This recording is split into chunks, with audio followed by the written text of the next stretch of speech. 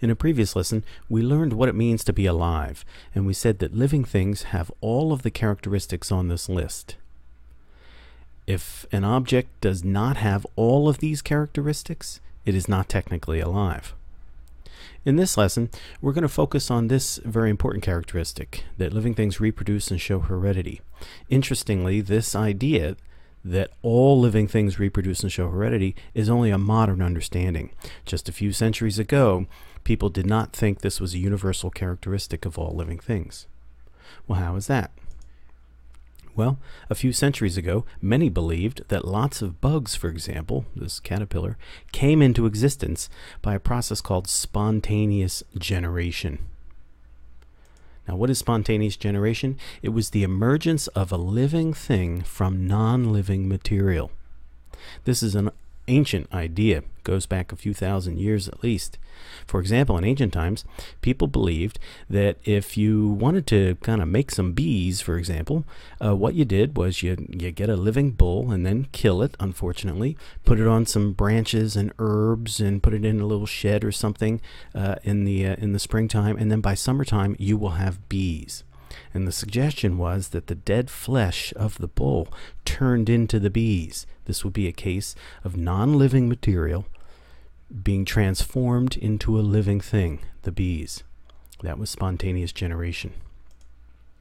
Now, how could this possibly happen? Well, for a long time, for again centuries and centuries, people believed that nature had all kinds of fascinating powers, and there were forces out there in the natural world. And so perhaps nature had some kind of vital force that could stir non-living materials and create a living thing. So, for example, perhaps in the soil, there were materials in the soil, and maybe in the air there was some kind of vital force that could mix with the soil and create a living thing like this caterpillar. Now, maybe initially the caterpillar was a very small thing, and this thing's been eating for a while. In fact, just for fun, let's take a look at a caterpillar eating. So here we see this caterpillar munching away on the leaves here. But so the idea was that maybe, in the soil, there were materials in the soil, and then with special powers out there in nature, that non-living stuff in the soil could turn into the tiny little caterpillar that then gets bigger as it eats. So notice, though, the significance of this. If spontaneous generation actually did happen out there in the world, then not all living things reproduced and showed heredity. Because after all, the caterpillar then didn't have a parent that looked like the individual, right? Caterpillar traits were not passed from parent to offspring because soil does not have caterpillar traits. So if spontaneous generation was happening all over the world, then reproduction with heredity was not a universal characteristic of living things. In fact, if we continue with the caterpillar example, it got even worse for these early naturalists. So while many believe that the caterpillar spontaneously generated from non-living soil and maybe decaying vegetation, then the caterpillar went and spun the cocoon, right? Now, when early naturalists looked inside the cocoon there, they just saw a bunch of goo, and it appeared to be sort of dead stuff, dead, gooey, liquid type of junk right in there. And so what they thought was the caterpillar went in there and died. Well, then sometime later, the butterfly comes out, and so they thought, well, that must have been another example of spontaneous generation. So for the case of the caterpillar and the butterfly, early naturalists believed this was an example of two separate spontaneous generation events. The first one formed the caterpillar, then the caterpillar dies, so it's non-living material inside the cocoon. Out of that non-living material comes a living butterfly. That's the second spontaneous generation. Of course, today we know that the caterpillar is the juvenile form of the butterfly, and in fact, the caterpillar does not die here, but there is a major reorganization of the body plan to produce the butterfly. Okay, so we have this idea of spontaneous generation that has been around for a couple thousand years. It wasn't until the 1600s. In fact, in the mid-1600s, a guy by the name of Francisco Redi is going to do a simple experiment. Now again, this is notable, right? So for centuries and centuries, people just believed that spontaneous generation was a common feature of the natural world. Well, in the 1600s, the spirit of scientific inquiry was taking hold, and Redi is going to do a simple experiment. Now, one of the ideas was that if you just leave some meat out on a table somewhere, in a few days you might see these little worm things crawling on it. Now today we know they're maggots. They're the larvae of flies. But we're going to call them worms because people in the time called them worms. And so lots of folks thought that this was an example of spontaneous generation, that the meat was transforming. It was spontaneously generating into living worms. Redi had an alternate hypothesis. He believed that fly eggs that were laid on the meat were hatching out into these worms. So, of course, he came to this hypothesis after carefully examining exposed meat. And he sure did see some flies landing on the meat, and he carefully observed little ovals that were left behind. And in time, these ovals seemed to turn into these little worm things crawling around. And then, again, carefully observing them, these worm things went through a metamorphosis to turn into adult flies. So Redi is arguing that the worms are not spontaneously generated from the meat. Rather, the worms are part of the life cycle of the fly. They come from eggs that were laid by mother flies on the meat. Incidentally, notice that Redi's hypothesis is a form of A causing B. And again, to test then a hypothesis, we need to do an experiment where we're going to have one condition where we supply A and another condition where we're going to block A. We want to see if B is going to happen in both those conditions. So here's Redi's simple arrangement. He's going to put some meat in an uncovered jar, so we'll call this the open jar, and then he's going to put some meat in a jar with a lid. And we're going to call the variable then the fly access to the meat, because he thinks that the worms are coming from fly eggs. So if the flies can get to the meat, they'll lay their eggs.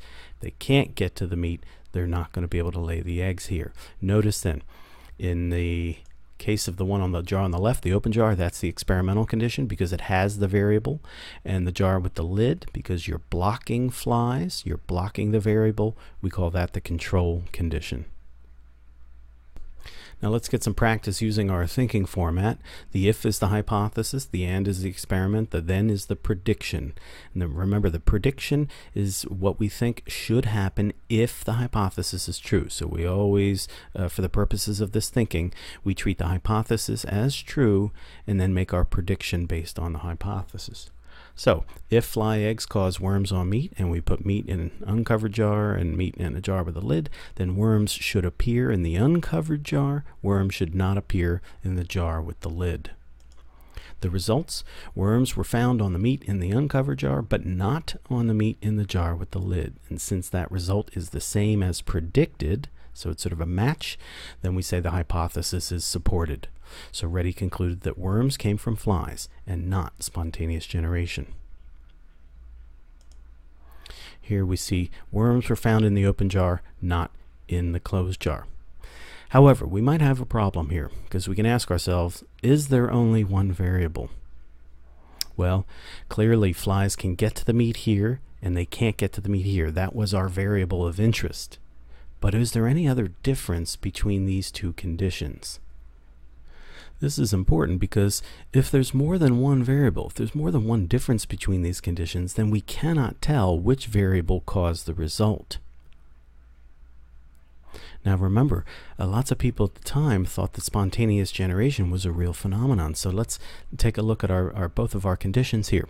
So if Redi's right, then flies caused the worms in this condition. But the spontaneous generation crowd could say, well, spontaneous generation happened here. The meat turned into the worms. Let's take a look at the control condition. For Redi, the flies were blocked, so there was no worms. That's why we see no worms here. But here now is a little bit of a problem, because the spontaneous generation believers could say, well, the reason there was no worms were found here is because spontaneous generation requires fresh air, and the fresh air was blocked by the lid, so there was no spontaneous generation. So notice that if we have two differences here, that allows the spontaneous generation crowd to say that this experiment does not conclusively rule out spontaneous generation. It's just that maybe because we blocked the fresh air here, we got no spontaneous generation in the control condition here. In fact, if we look at our thinking format from the point of view of spontaneous generation, the believers, so if the vital force, notice a very different hypothesis, if the vital force in the air causes spontaneous generation in the meat, and we put meat uncovered jar, meat in the jar with the lid, then worms should appear in the uncovered jar, worms should not appear in the jar with the lid. Notice that's the same prediction as Redi's hypothesis. So the vital force hypothesis and Redi's fly hypothesis both make the same prediction for the result. So we've got a problem. Well, Redi was up for the challenge.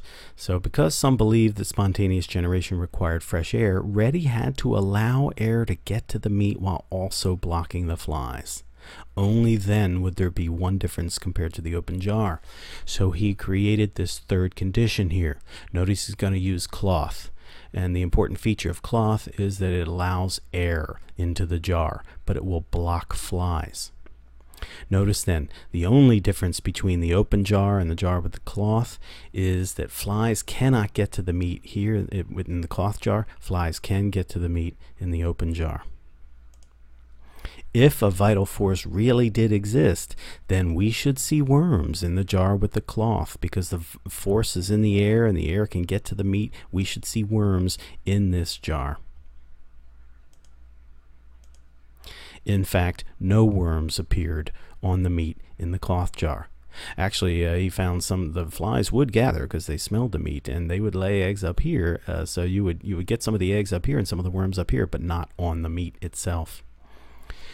And again, we have our results over here. So what Redi concluded from these experiments is that spontaneous generation did not cause the worms. Flies did. So experiments like Francisco Redi's in the 1600s helped to usher in this modern understanding that living things come from other living things. They do not spontaneously generate. In the case of bees and caterpillars and butterflies and such, all of these living things are reproducing and passing on their traits to their offspring. Now you might be wondering, well, okay, spontaneous generation isn't happening now, but didn't the first living things have to spontaneously generate? After all, in a previous lesson, we noted that scientists believe the early Earth, 4.5 billion years ago, of course, was a lifeless planet. And today we have life. And we said that the first things that had all the characteristics of being alive were cells. So if this is correct, then at one point there was no life, and then at some later point there is a living cell. That would technically be an example of spontaneous generation. But once living things emerged on planet Earth, it's been reproduction with heredity ever since.